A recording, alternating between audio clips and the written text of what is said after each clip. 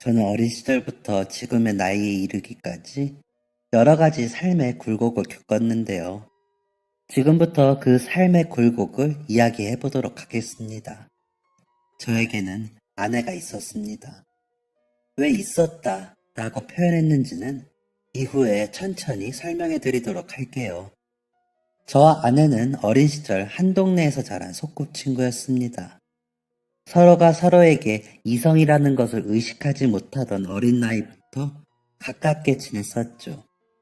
그래도 나이가 조금씩 차면 각자 동성 친구들과 무리를 이룰 법도 한데 저희 두 사람은 늘 함께였습니다. 다른 친구는 없었죠. 그 이유는 동네의 다른 아이들이 저희를 따돌렸기 때문입니다. 따돌림의 이유는 저와 제 아내가 남의 집 허드렛 일을 도우며 근근히 생계를 이어가던 가난한 집의 자식들이었기 때문이었죠. 저는 항상 공부로 성적 상위권을 차지했으며 선생님들께 똘똘하다는 소리를 매일같이 들었지만 집에 돈이 없어서 학업을 이어가지 못했어요. 하지만 그래도 행복했습니다. 동네 어른들과 또래 아이들의 멸시에도 저는 행복했어요. 제 아내가 있었기 때문이었죠. 20살이 되자마자 결혼을 한 저와 아내는 없는 살림에도 서로를 위하며 살았어요. 매일 아침 아내는 저를 향해 다정히 웃어주며 당신이랑 결혼해서 나는 너무 행복해 라고 이야기해주곤 했습니다. 저는 제가 행복한 만큼 아내도 행복하길 바랬어요. 그래서 열심히 일했죠. 아내에게 더 좋은 옷을, 더 좋은 음식을 선물해주고 싶었기 때문이었어요. 노력은 배신하지 않는다고. 다행히 저희 가족의 살림살이는 점점 나아졌습니다. 저희가 살던 작은 시골 마을에서 작은 전셋집 하나를 얻을 정도가 되었으니까요. 열심히 살고 살림이 나아지는 것이 눈에 보이니 동네 사람들의 태도도 묘하게 부드러워졌습니다. 명절이 되면 먼저 와서 음식을 나눠주기도 하셨고 가끔 안부를 물어오시는 분들도 계셨죠. 주변 상황이 그렇게 흘러가는 동안에는 천사 같은 딸아이도 저희 부부에게 찾아와 주었고 저는 좋은 머리를 살려 사무직으로 회사에서 근무하게 되었습니다. 학벌은 안 좋아도 일머리가 있으니 일은 할 수 있더라고요. 그렇게 저와 아내는 점차 나아지고 있는 형편에 감사함과 만족함을 느끼며 주어진 것 안에서 행복하게 살고 있었습니다. 그런데 제가 착각하고 있는 게 하나 있었습니다. 저와 아내가 지금의 삶에 만족하며 행복할 수 있었던 건 주어지지 않은 것들을 누려본 적이 없기 때문이었습니다. 여유로운 삶을 구경해 본 적도 없고 그 삶에 포함되어 본 적도 없었다 보니 없는 게 당연했던 것이죠. 이러한 현실의 비극을 깨닫게 된 시기는 저희 딸이 돌이 될 무렵이었습니다. 어느 날 아내의 먼 친척이 결혼한다는 연락이 왔습니다.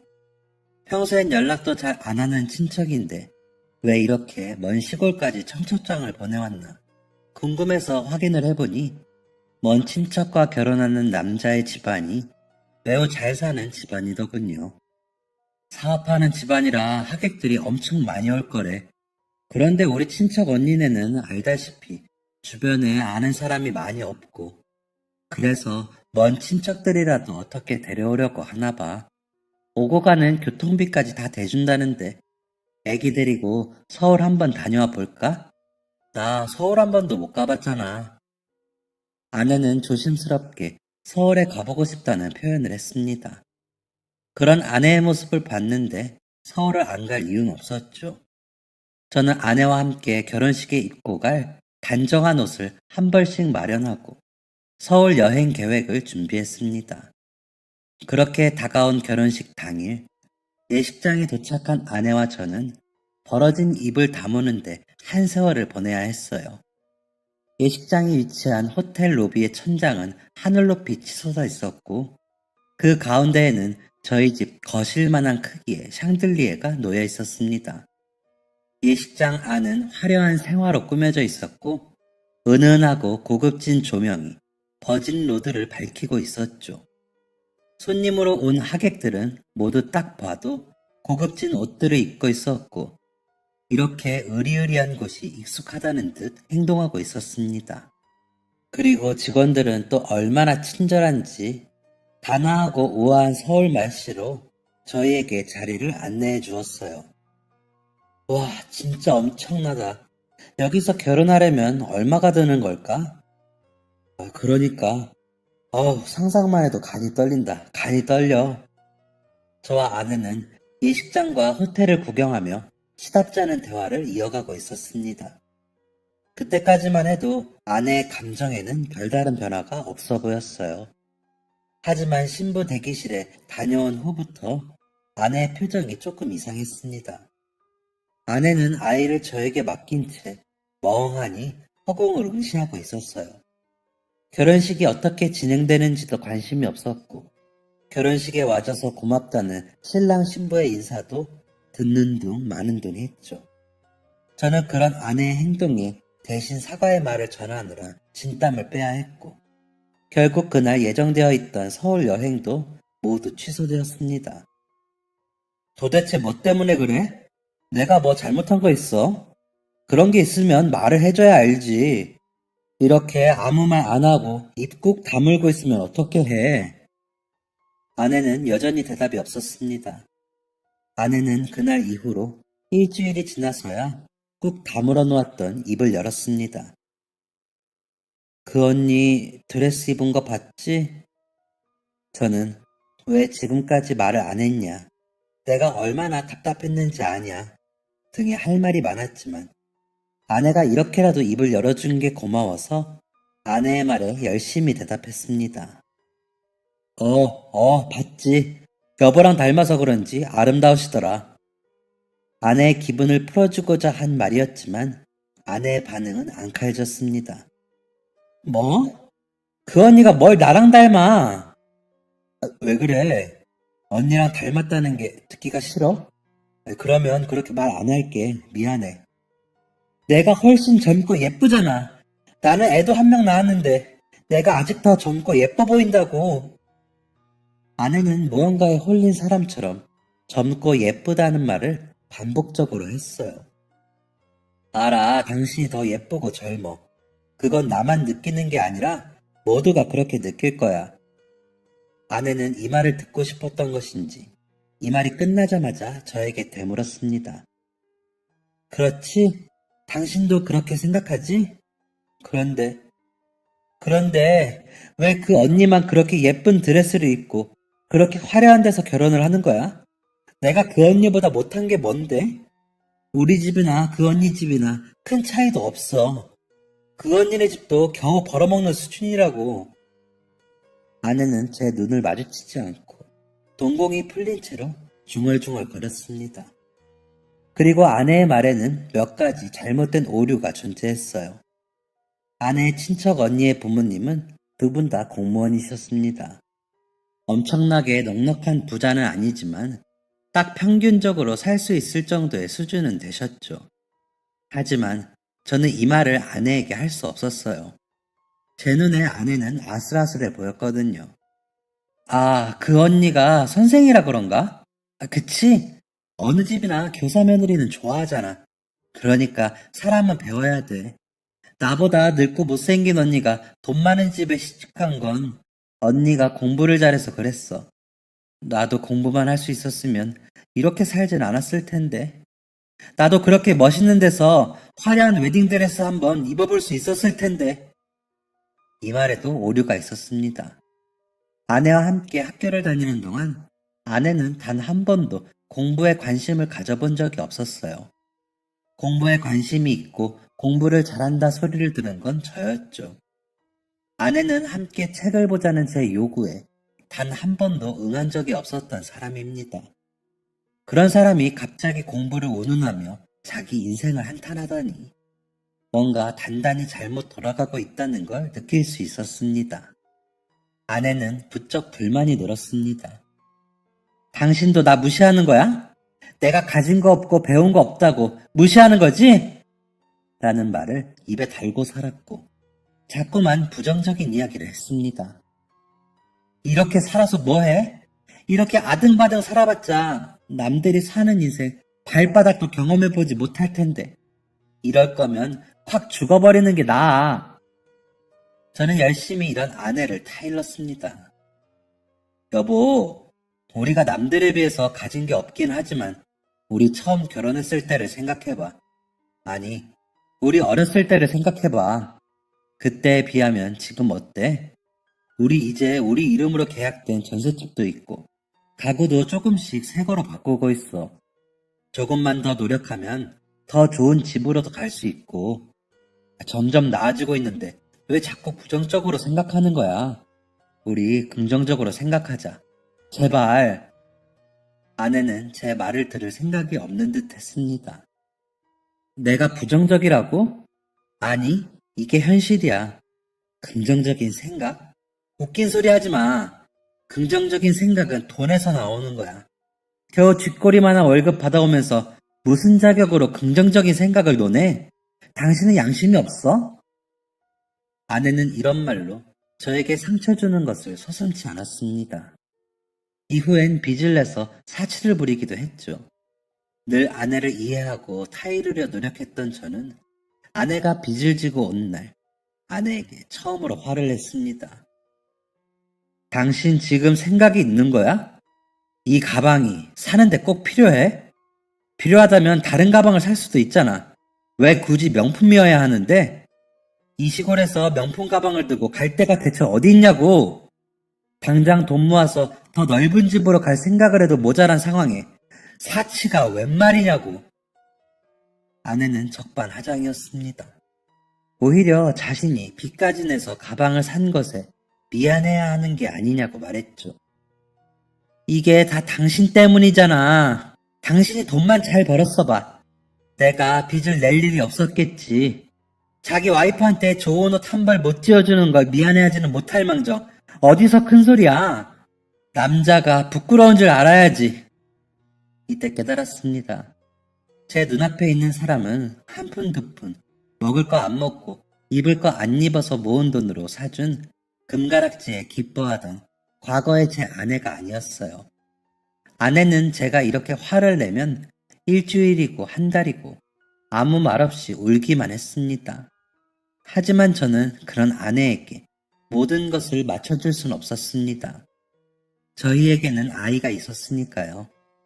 아이가 더 크기 전에 방이 하나 더 딸린 집으로 이사를 가야 했고 아이의 미래를 위해 저축도 해두어야 했습니다. 아내가 원하는 대로 모든 사치를 책임져 줄 수는 없는 상황이었어요. 그런데 순식간에 일어난 사건은 저의 이러한 판단력을 흐리게 만들었습니다. 아이는 엄마의 우울함을 그대로 답습했어요. 엄마가 울면 자신도 울고 엄마가 우울해하면 자신도 우울해했죠. 하지만 엄마와 분리되어 저와 시간을 보내면 금방 웃음을 회복했기 때문에 저는 아이와 많은 시간을 보내기 위해 노력했습니다. 그런 시간을 1년 가까이 보내다 보니 아이는 더 이상 엄마의 감정 상태에 큰 영향을 받지 않았고 밝게 성장하는 듯 보였습니다. 아내의 상태가 이상해진 후 모든 집안일은 저의 역할이 되었습니다. 그날도 저는 퇴근을 하자마자 저녁을 준비하기 위해 찌개물을 올려두었어요. 찌개물을 올리자마자 갑자기 찾아온 요의에 저는 급하게 화장실로 향했습니다. 급한 불을 끈 그 순간, 으아! 화장실 밖으로 아이의 비명소리가 들렸어요. 저는 곧장 화장실 밖으로 튀어나갔고 제가 본 광경은 처참 그 자체였습니다. 아내의 손에는 제가 가스 위에 올려둔 냄비가 들려 있었고 아이는 손을 부여잡은 채 엉엉 울고 있었어요. 네, 아내가 뜨거운 물을 아이 손에 부은 것이었습니다. 이게 대체 뭐 하는 짓이야? 라는 말이 끝나기도 전에 아내는 남아있는 뜨거운 물을 아이의 머리 쪽으로 향해 들었습니다. 저는 온몸을 날려 아이를 끌어안았고 뜨거운 물은 제 등을 적셨습니다.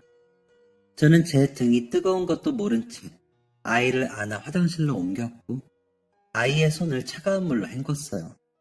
저는 제가 화상을 입었다는 사실을 응급실에 가서야 알았습니다. 아버님도 화상 입으셨잖아요. 뜨거운 물 소독 이후 아이는 손등에, 저는 등 뒤에 화상 흉터를 얻게 되었습니다. 대체 왜 그런 일을 벌인 건지 묻는 저의 질문에 아내는 이렇게 말했어요. 어느 날부터 뜨거운 물을 만져도, 뜨거운 물건을 만져도 아무 느낌이 안 나. 차가운 물이나 뜨거운 물이나 똑같아. 그래서 나만 그러는 건지 다른 사람도 그러는 건지 확인하고 싶었어. 충격적인 대답이었습니다. 저는 생계를 위해 일을 해야 하는 사람이었기 때문에 하루 24시간을 아내와 아이의 곁에 있을 수 없었습니다. 그래서 결국 아내를 병원에 보내게 되었어요. 그때 딸아이의 나이는 2살에 불과했습니다. 어느 정도 시간이 흐른 뒤 아내가 저와 아이 곁으로 돌아왔을 때 아내는 더 이상 아이에게 손을 대지 않았습니다. 더불어 아이에게도 별다른 관심을 갖지 않았어요. 문제가 사라진 것은 아니었지만 저는 그 사실만으로 감사했습니다. 그래서 아내에게 무조건적으로 맞춰주기 시작했어요. 아내가 사달라는 건 사줬고 아내의 사치를 감당하기 위해 투잡, 쓰리잡도 마다하지 않았습니다. 밤늦게 일을 나가야 하는 날이면 아이를 주변 지인에게 맡기기도 허다했죠. 어느 날은 아내가 서울로 이사를 가자고 하더군요. 서울의 집값을 생각하고 잠시 멈칫하긴 했지만 저의 주저함이 느껴지자마자 엉엉 울며 신세한탄을 하는 아내의 모습에 더 이상 고민할 수 없었습니다. 결국 저는 겨우 얻은 전셋집을 정리하고 그동안 모아둔 돈까지 합쳐 서울 단칸방으로 이사를 가게 되었어요. 아내는 아이에게 별 관심이 없었기 때문에 당연히 아이는 어린 나이부터 유치원을 가게 되었어요. 저는 출근을 할 때 아이를 유치원에 데려다 주고 퇴근길에 아이를 데려오는 일상을 반복했습니다. 서울로 이사를 가자 아내의 사치는 더욱 심해졌어요. 아내는 자신을 의사 부인이라고 소개하며 강남권 사모님들을 만나기 시작했죠. 수준에 맞지 않는 사람들을 만나기 위해 아내는 계속해서 돈을 요구했습니다. 옷을 또 사려고? 며칠 전에도 백화점 다녀왔잖아. 모르면 말을 하지 마. 그 여자들은 한 번 입었던 옷 다시는 안 입어. 나더러 질 떨어지는 옷을 입으라는 거야? 그런 의미가 아니라 그렇게 자주 옷을 살 거면 차라리 좀 저렴한 걸로 하던가. 이거 한 벌에 100만 원도 넘잖아. 이게 그나마 거지인 남편 생각해서 싸게 산 거야. 더 비싼 거 사려면 살 수 있지. 저는 문을 쾅 닫고 집을 나간 아내의 자리만을 하염없이 바라보고 있었습니다.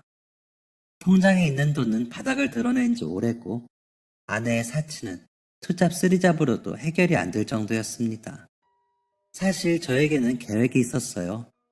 자격증을 따서 기술직 일을 구할 생각이었죠. 어떻게든 안정적인 환경을 만들어두는 게 저에게도 아내에게도 아이에게도 나을 것이라는 생각이었습니다. 하지만 아내의 사치가 시작된 이후부터 이런 목표를 꿈도 꾸지 못했습니다.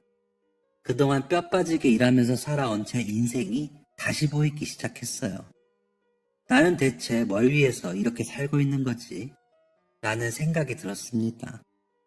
그때 제 눈에 들어온 건 바로 저를 빤히 바라보는 딸의 눈동자였습니다.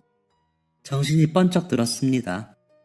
아내는 몰라도 저는 단 한 번도 딸 앞에서 소리를 높인 적이 없었거든요. 딸은 화가 잔뜩 난 제 모습에 놀란 듯 보였어요. 저는 서둘러 미소를 띠고 아이를 안아들었습니다. 미안해, 놀랬지? 아빠 화난 거 아니야. 아빠랑 공원으로 놀러 갈까? 이제 갓 4살이 된 딸은 제 옷을 손에 말아준 채 어깨에 고개를 묻었습니다. 공원에서 잠든 아이를 집에 눕히고 아내를 기다리는데 아내는 새벽 3시가 다 되어서야 집으로 돌아왔습니다. 아내는 어디를 다녀온 거냐, 밥은 먹었냐는 제 물음에 대답하지 않았고 그렇게 잠에 들었습니다. 그리고 다음날 아침 저는 아내가 잠을 자는 걸 확인하고 아이를 유치원에 데려다 주었습니다. 그렇게 일을 하고 있는데 갑자기 유치원 선생님으로부터 급하게 연락이 오더군요. 수연이 아버님이시죠? 그게 수연이 어머님이 오셔서 아이를 데려가셨다고 해서요. 네? 수연이 엄마가요? 그럴 리가 없는데요? 제가 잠깐 자리를 비운 사이에 수연이 어머님이 오셨나 봐요. 전에 한번 수연이 어머님을 뵌 적이 있었던 보조 선생님이 계셨는데 보조 선생님이 수연이 귀가시켰다고 저한테 이제 말씀을 하시네요.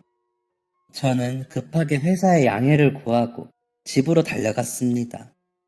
집으로 가는 내내 이상한 불안감이 들더군요. 그럴 리가 없는데, 그럴 리가 없잖아 라는 생각을 속으로 되뇌며 그렇게 집으로 향했습니다. 집 문을 연 순간 저는 저의 불안함이 현실이 된 것을 몸으로 느꼈어요.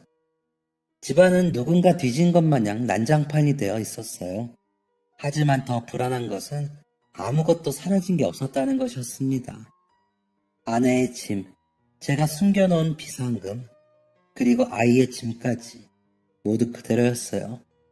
사라진 것은 아내와 아이뿐이었죠. 아이가 입던 옷, 쓰던 장난감, 하물며 기저귀 하나도 사라져 있지 않았어요. 불안했습니다. 대체 이 사람이 아이를 어떻게 한 건지 그 뒤의 이야기는 상상도 하고 싶지 않았어요. 저는 곧장 밖으로 튀어나가 아내가 갈 만한 곳을 모두 뒤졌습니다. 길 가는 사람을 아무나 붙잡고 아내와 딸의 흔적을 뒤쫓았죠. 하지만 아내와 아이를 본 사람은 아무도 없었습니다. 그렇게 잠도 못 자고 3일 밤낮을 돌아다녔던 것 같아요. 저는 결국 아무 소득 없이 집으로 돌아왔습니다. 혹시나 하는 마음으로 문을 열었지만 집에는 냉기만 가득했고 집은 제가 처음 나갔을 때와 마찬가지로 어질러져 있었습니다. 저는 조금의 단서라도 얻고자 집을 정리하기 시작했어요. 혹시나 버스표라도 흘리진 않았을까, 영수증이라도 흘리진 않았을까 하는 생각 때문이었죠. 그렇게 열심히 집을 정리했지만 제가 얻은 건 아무것도 없었습니다. 제 손에 들린 건 아동용 손장갑과 반짝이, 그리고 12색 매직 세트였어요. 후회스럽습니다. 엄마가 그 모양이면 엄마와 아이를 분리시키고 아이를 따로 키워야지. 딸은 무슨 죄냐? 라고 말한 아이를 가끔 봐주는 지인의 말을 애써 무시한 벌을 받는 것 같았습니다. 변명이 될지는 모르겠지만 그 당시 저는 여전히 제 아내를 사랑했어요. 아내의 과거 모습을 잊지 못했고 언젠간 아내가 예전 모습으로 돌아오겠지 라는 희망을 품고 있었습니다. 하지만 그것이 헛된 희망이라는 걸 깨달은 건 딸아이를 잃어버린 후였죠. 후회의 눈물이 멈추지 않았습니다. 내가 조금만 더 빨리 아내를 포기했으면 이라는 말을 계속해서 중얼거리며 저는 제 손에 쥐어진 아동용 장갑을 움켜쥔 채 엉엉 울었습니다. 제가 손에 쥐고 있던 장갑은 아이 손에 있던 흉터를 가리는 용도였어요. 유치원 아이들은 손에 흉측한 흉터가 있는 저희 딸을 계속해서 멀리했습니다. 딸은 어린아이임에도 자신의 흉터가 환영받지 못한다는 사실을 알고 있었죠. 결국 저는 아이에게 장갑을 끼워주었고 아이가 너무 상처받지 않도록 그 장갑 위에 그림을 그려주곤 했습니다. 흉터를 가리기 위해 장갑을 꼈을 때의 아이는 우울해 보였지만 자신이 좋아하는 캐릭터가 그려진 장갑을 낀 아이의 모습은 행복해 보였어요. 그렇게 새 장갑에 그림을 그려주는 건 저와 아이의 취미이자 행복이었습니다. 저는 하나 남은 아이의 장갑이 다 닳도록 아내와 아이를 찾아다녔습니다. 어디로 갔는지, 목숨은 붙어 있는 건지 아무것도 알 수 없는 상황이었지만 희망을 버릴 수 없었어요. 저는 전국의 여관을 전전하며 아내와 딸을 찾아 헤맸습니다. 국가시설 같은 곳도 가리지 않고 찾아다녔죠. 하지만 2년의 시간이 지났음에도 아내와 딸의 흔적은 없었습니다. 공허한 마음으로 터덜터덜 발길 닿는 대로 걸으며 한 여관에 도착한 저는 앳되어 보이는 한 아이에게 물었습니다. 엄마는 어디 계시니? 엄마는 잠깐 슈퍼 가셨어요. 주무시러 오신 건가요? 딸이 살아있다면 딸보다 두세 살 정도 많을 듯한 남자 아이는 나이에 비해 똑부러져 보였습니다. 그래, 하루, 아니, 이틀 정도 묵을 거야. 여기 열쇠요. 씻는 도구는 방 안에 있을 거예요. 우선 방 안에 계시면 엄마가 계산하러 방으로 가실 거예요. 그래, 고맙다. 저는 지친 몸을 이끌고 겨우 방으로 향했습니다. 씻지도 못한 채로 방에 머물르이니 온갖 생각이 다 들더군요. 주머니에 줄곧 간직하던 아이의 장갑을 꺼내보았습니다. 이미 다를 대로 다른 장갑을 쫙 펴보니 제 손에 반도 안 되더군요. 살아있다면 이 장갑은 이제 안 맞겠지. 그 작은 장갑으로 제 두 눈을 덮었습니다. 두 눈을 덮자 그날 오후 관할 경찰서에서 들은 말이 생각났어요. 선생님, 마음은 이해하지만 솔직히 이렇게까지 찾아다니는데 흔적도 안 남은 건 딱 한 가지 경우밖에 없습니다. 선생님의 아내분과 아이는 이미 이 세상에 없을지도 몰라요. 주변 경찰들이 말렸지만 그 경찰은 잠시만, 선생님도 아실 건 아셔야지. 이렇게 계속 찾을 수 있다고 말하는 거 희망 고문이야. 라고 말하며 저에게 현실을 일깨워 주었습니다. 포기하세요, 선생님. 이제 더 이상 희망이 없습니다. 마음 한구석에 남아있던 모든 희망이 사라지는 기분이었습니다. 그래, 이렇게 살아서 뭐하냐. 죽자. 그냥 죽자. 저는 얼마나 누워있었는지 모를 이불에서 일어나 가죽 허리띠를 풀었습니다. 그리고 스스로 천장에 목을 메었어요. 점점 시야가 흐려지고 온몸에 힘이 풀리는 느낌이 들었을 때 갑자기 제 주변으로 큰 소리가 들렸습니다. 당장 끌어서 내려! 숨은 쉬어! 인공호흡 해봐! 119는 불렀어? 시끌시끌한 두 사람의 목소리가 들린 후 저는 의식을 잃었습니다. 제가 눈을 뜬 곳은 병원이었어요. 저도 모르게 낸 신음소리에 헐레벌떡 들어온 간호사는 서둘러 의사를 불렀습니다. 정말 위험했습니다. 이리저리 내 몸을 살피던 의사는 이 한마디를 남기고 돌아갔습니다. 의사가 떠난 자리에는 처음 보는 사람이 서 있었어요. 여관 카운터에서 봤던 아이와 똑 닮은 것으로 봐서 아이의 아버지 같았습니다. 아이의 아버지로 추정되는 사람은 저를 보고는 대뜸 화를 냈어요. 거 젊은 사람이 왜 벌써부터 죽으려고 들어요? 충분히 화가 날 만한 상황이죠. 저였어도 화를 냈을 겁니다. 본인의 영업장에서 사람이 죽어나갔다는 소문이 나면 좋을 게 하나도 없을 테니까요. 정말 죄송하게 생각합니다. 죽을 생각으로 여관을 찾아간 건 아니었어요. 그냥 혼자 방에 누워있다가 충동적으로 그만. 난감한 상황을 만들어서 정말 죄송합니다. 아무리 그래도 영업 중인 곳에서 그러면 안 되는 건데. 겨우 몸을 일으킨 저는 고개를 연신 꾸벅이며 죄송스러운 마음을 표했습니다. 그런데 제가 그럴수록 사장님의 표정은 더욱 일그러져 갔어요. 지금 무슨 소리를 하는 거요? 내가 죽다 살아난 사람한테 왜 남의 영업장에서 죽고 난리냐? 라고 말할 사람처럼 보이쇼? 내 말은 왜 젊은 양반이 더 살아볼 생각을 안 하고 죽을 생각부터 하냐 이 말이야. 사장님은 화가 많이 난 듯 보이셨고 저는 그 앞에서 기가 죽은 채 눈치를 보고 있었습니다. 그렇게 숨쉬는 것조차 조심스럽게 하고 있는데 누군가가 사장님의 등을 밀치며 등장했습니다. 정신없을 사람한테 왜 소리를 지르고 그래? 좀 쉬게 냅두지. 앙칼진 목소리로 등장한 사람은 사장님의 아내였습니다. 아유, 미안해요. 정신도 없을 텐데. 이 사람이 걱정이 돼서 그래. 나쁜 마음으로 그러는 건 아니니까 너무 마음 상하지 마요. 아니, 그나저나 몸은 좀 어때요? 어디 불편한 데는 없수? 다정한 말을 듣자 마음이 조금 풀렸는지 저는 그제야 사장님 부부를 자세히 볼 수 있었습니다. 두 분은 저보다 나이가 꽤 많아 보이셨어요. 나중에 알고 보니 두 분 모두 50세이셨습니다. 제 부모님과 나이가 같으셨죠. 저보다 22살이나 나이가 많은 두 분은 친절한 분들이셨습니다. 사장님은 화가 많이 난 것처럼 보이셨지만 계속해서 제 편의를 살피셨고, 여기 왜 이렇게 건조해? 병원이 이렇게 건조해도 돼? 라며 젖은 수건을 널어놓으신다든지, 병원밥이 부실해 보인다며 몰래 간식거리를 사다 주기도 하셨어요. 물론 간식은 사장님의 아내분께 맡겼지만요. 어느 정도 상황이 파악이 됐고 몸이 진정된 이후에야 저와 사장님 부부는 진지한 이야기를 나눌 수 있었습니다. 사장님은 여전히 약간의 화가 남아있는 표정으로 물었습니다. 우리 아내랑 장을 보고 돌아왔는데 아이가 이상한 소리를 하더이다. 아까 한 손님이 왔다 갔는데 묘하게 이상하다고.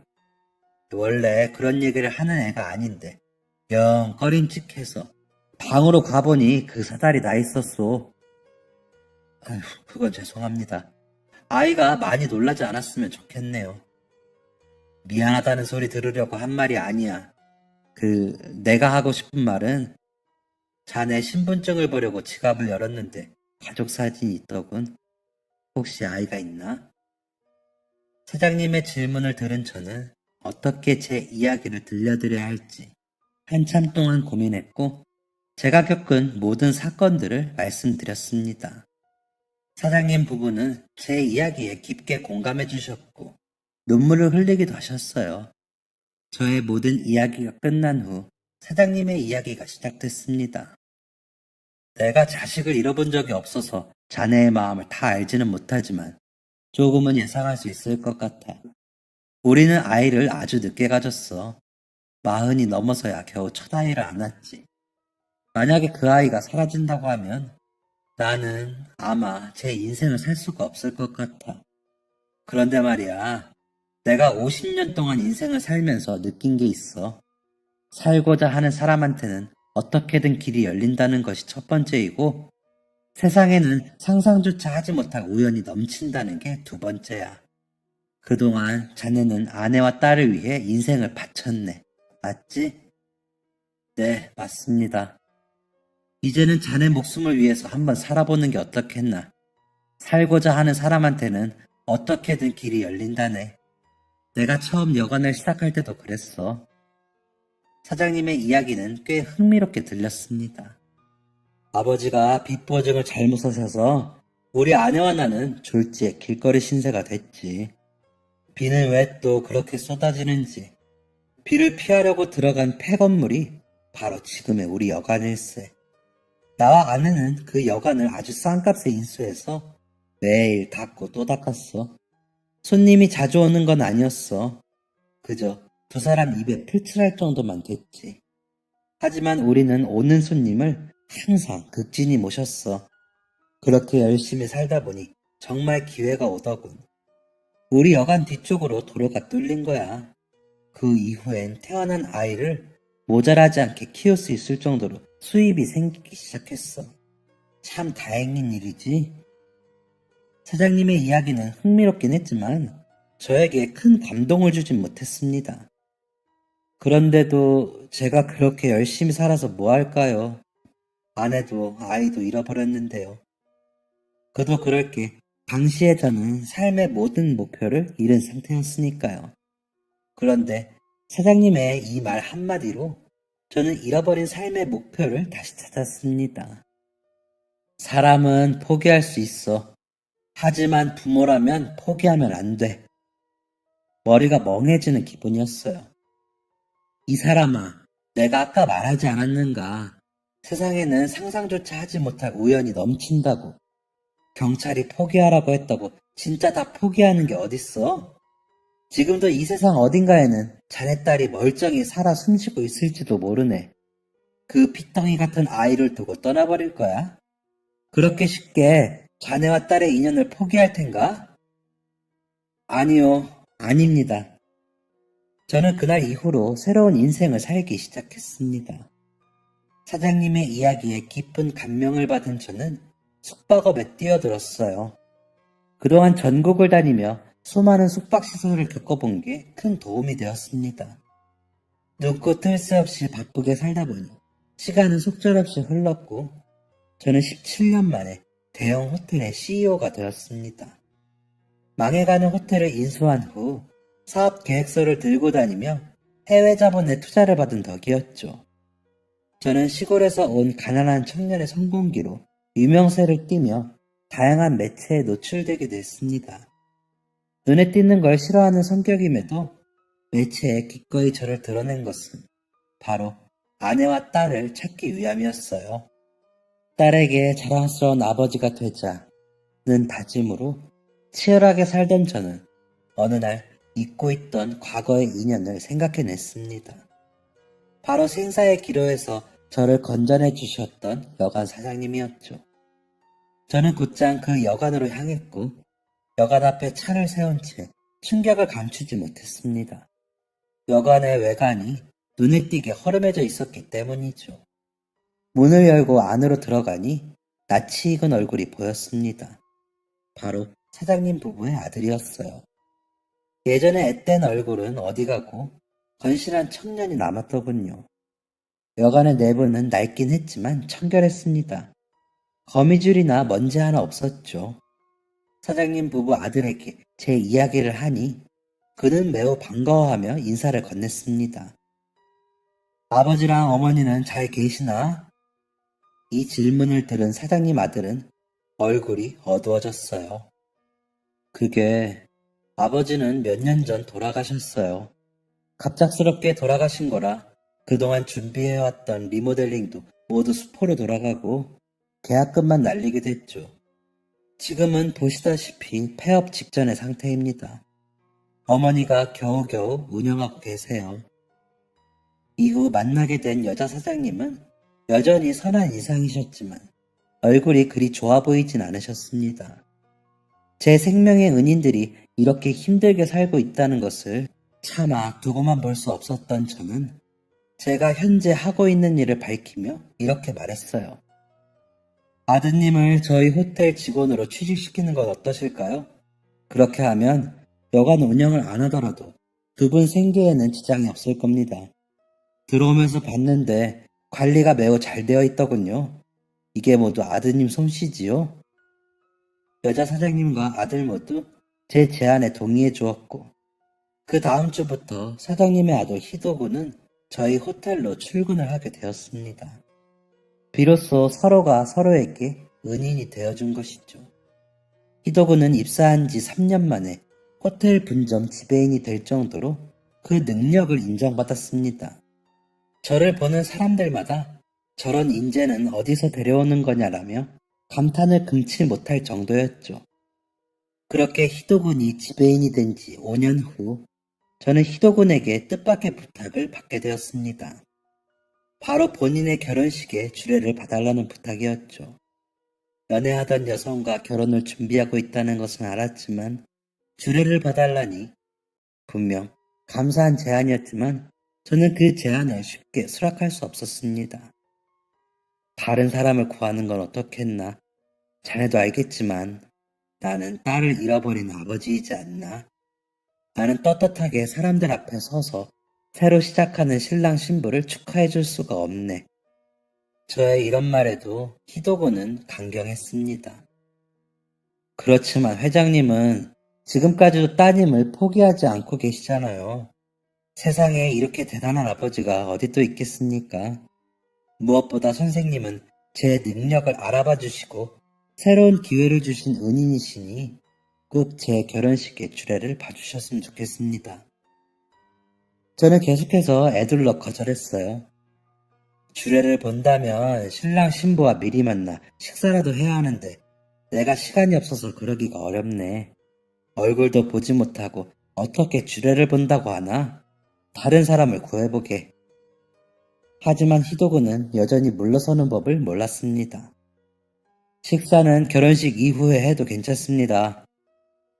이후에도 희도군에게 신부에 관한 이야기, 또 두 사람의 만남에 대한 이야기를 들었습니다. 신부는 아주 어린 시절 어머니에게 버림받아 고아원에서 자랐다고 했어요. 하지만 어려운 상황에도 불구하고 열심히 노력해 혼자의 힘으로 법대를 졸업하고 현재 대형 로펌에서 변호사로 활동 중이라고 했죠. 이렇게까지 간절하게 자신의 이야기를 하며 설득하는데 제가 어떻게 주례를 거절할 수 있을까요? 저는 결국 희도곤의 고집에 백기를 들었습니다. 아직도 그런 멋진 여자가 저와 결혼한다는 게 믿기지가 않아요. 그럼 두 사람은 어디서 만난 건가? 여자친구가 출장차 저희 호텔에 들렸는데 거기서 만났습니다. 저는 호탕하게 웃으며 말했습니다. 이거 참, 내 호텔이 오작교 역할을 했구만 그래.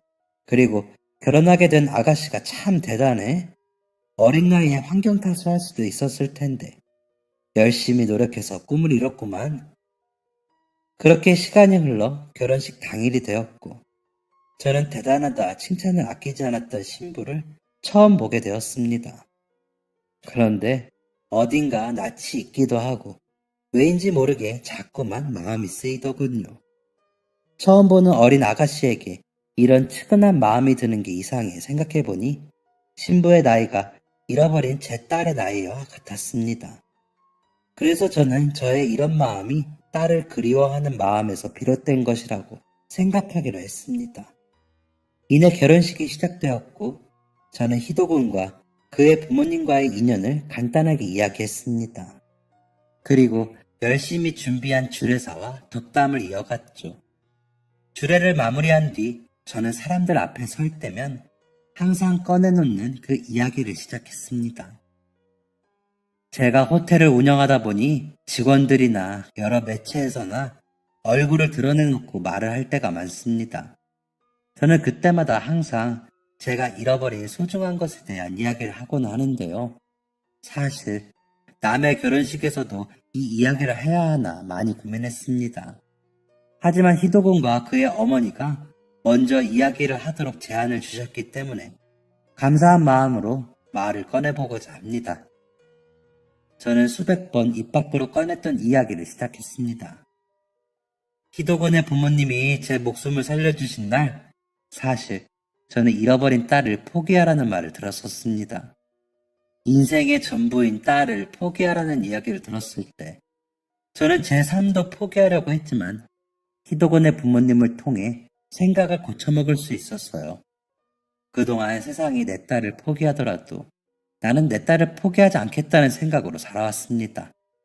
그래서 오늘도 여러분께 제 딸을 찾을 수 있을 만한 증거를 들려드리고자 합니다.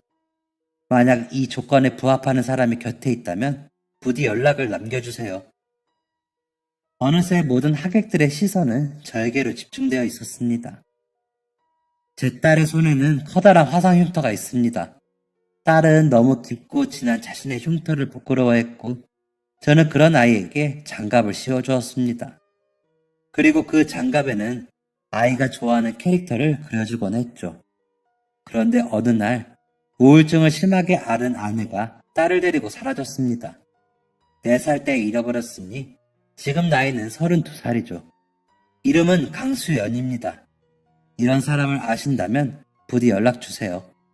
비슷한 사람이라도 상관없습니다. 마지막으로 이런 자리를 허락해준 신랑 신부에게 정말 고맙습니다. 두 사람의 오랜 사랑을 응원하고 또 응원합니다. 이렇게 주례를 마무리하려고 하는데 뜻밖의 일이 벌어졌습니다. 바로 신부가 오해를 하기 시작한 것이었어요. 눈물을 조금 흘리는 정도도 아니었고 엉엉 울면서 오해를 했죠. 모두가 당황하며 술렁이기 시작한 그때 신부는 대뜸 자신이 끼고 있던 장갑을 벗었습니다. 그리고 모두가 들을 수 있는 큰 소리로 이렇게 외쳤어요.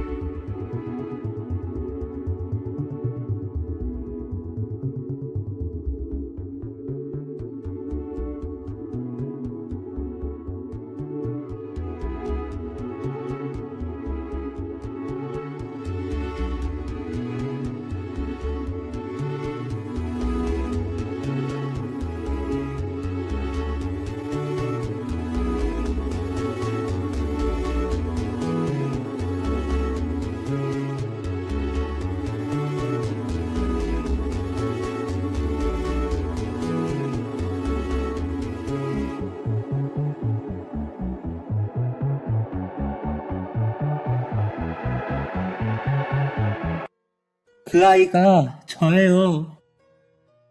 신부는 이미 눈물로 얼룩진 화장을 연신 닦아내며 자신의 손등에 자리 잡은 화상 자국을 보여주었습니다. 아직도 똑똑히 기억해요. 제 손에 뜨거운 물을 붓던 엄마의 모습을요. 그리고 이것도 기억해요. 온몸을 날려서 저를 감싸던 아빠의 행동도요. 엄마와 아빠의 얼굴은 기억나지 않지만 그때 그 사건만은 또렷하게 기억해요. 저예요, 아빠. 제가 아빠 딸이에요. 결혼식장은 아주 난리가 났습니다. 뭐야? 지금 저 신부가 주례하 신분의 딸이라는 거야? 아니, 이게 말이 돼? 어떻게 이런 일이 있을 수가 있어? 4살 때 잃어버렸다며 저것만 듣고 본인 딸인지 어떻게 알아? 신부는 주변의 소리는 들리지도 않는지 계속해서 자신이 저의 딸이라고 주장했어요.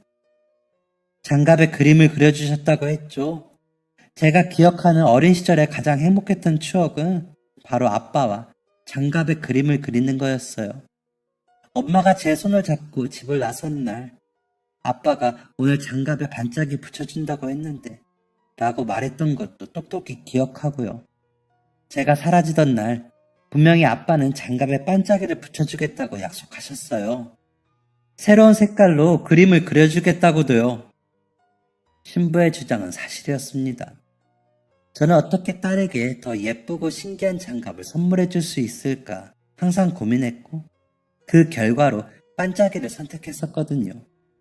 신부는 제가 아리송한 표정을 짓자 계속해서 이야기를 이어나갔습니다.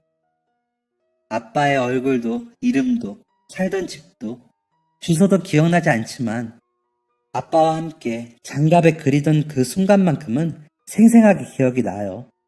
그뿐만 아니에요. 아빠가 쏟아지는 끓는 물에서 저를 구해주셨던 그 순간도 또렷하게 기억하고 있어요. 이래도 제가 아빠 딸이 아니에요? 혹시나가 확신으로 바뀌는 순간이었습니다. 이보다 더욱 자세하게 그때의 상황을 설명할 수는 없었어요. 장갑에 붙여주는 반짝이, 화상, 그 무엇도 제가 어디에서 말한 적이 없는 내용이었으니까요. 하객들과 신랑, 가족, 친지들 모두 당황스러움을 감추지 못하고 혼란스러워할 때 제가 나섰습니다. 지금 여기서 다 보여드리지는 못하겠지만 실제로 제 등에는 커다란 화상 흉터가 있습니다.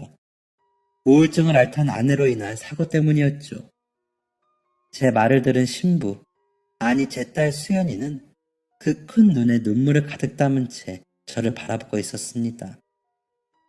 도저히 의심할 수도 부정할 수도 없습니다. 신부, 아니 김일영양은 제 딸 강수연이 맞습니다. 이 말을 마치자마자 곳곳에서는 박수와 함성 소리가 터져 나왔고 저는 곧장 단상 밑으로 내려가 아이를 끌어안았습니다. 분명 27년 전에는 품 안에 자그마한이 들어왔는데 27년 만에 만난 딸은 저보다도 훌쩍 커 있었습니다. 눈물의 상봉을 마친 후 많은 하객들이 저와 딸을 찾아 축하의 인사를 건넸습니다. 사람 인생이 정말 어떻게 될지 모른다더니 부모 자식 간의 연은 하늘도 못 끊는다는 게 사실인가 봐요. 이렇게 보니 정말 닮았네요. 왜 몰랐나 싶을 정도예요. 저와 딸, 그리고 사위가 된 희도군은 널씬 그런 하객들에게 감사의 인사를 전했습니다. 모든 결혼식을 마친 후 저와 딸은 마주 앉아 그동안 각자 어떤 인생을 살았는지 이야기하기 시작했습니다. 엄마가 제 손을 잡고 집을 나간 날 저는 곧장 고아원에 맡겨졌어요. 제 기억으로는 꽤 오랫동안 이동한 것 같아요. 그럼 네 엄마는 어떻게 된 거니? 딸은 한 차례 숨을 골랐습니다. 엄마는 저를 고아원 선생님의 손에 맡긴 후에 곧장 차도로 뛰어들었어요. 저는 엄마에게 돌아가겠다고 선생님의 손을 뿌리친 후 달려가다 그 모습을 목격했고요. 그 충격 때문인지 저는 몇 년 동안이나 말을 안 했다고 해요. 글도 못 쓰고 말도 못하고 어떤 감정 표현도 못하는 아이다 보니 선생님들이 해줄 수 있는 건 한계가 있었겠죠. 아내가 그렇게 허망하게 죽었다니.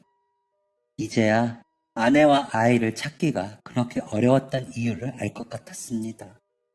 아내가 죽어버리고 아이는 말을 잃었으니 저와 아이를 이어줄 어떠한 것도 남아있지 않았던 것이죠. 아빠가 미안하다. 엄마가 이상한다는 걸 알았을 때 조치를 취했어야 했는데 내 욕심 때문에 너가 겪지 않았을 일을 겪었어. 미안해.